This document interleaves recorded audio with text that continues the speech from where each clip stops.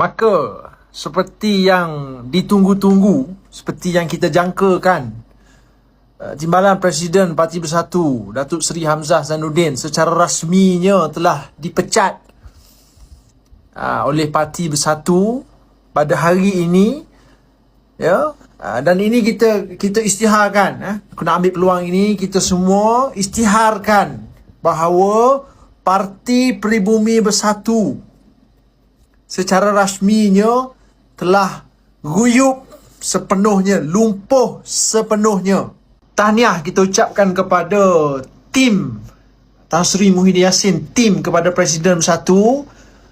Ya, mastermindnya adalah tak lain tak bukan, kita semua tahu mastermind pada hari ini adalah Azmin Ali.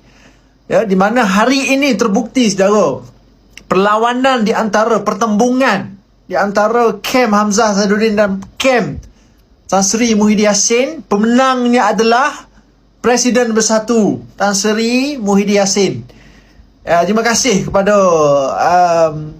Presiden Bersatu, terima kasih kepada semua yang terlibat dalam mengguyupkan, menjahanamkan, membatu nisankan Parti Bersatu pada hari ini. Ingat saudara, 13 Februari 2026, tarikh di mana kita benam Parti Bersatu, kita batu nisankan parti setahun jagung, parti yang tak ada hala tuju, tak ada jentera, tak ada apa ini, kita hantar pergi masuk gaung. Ini hari ini kemenangan kepada kita semua.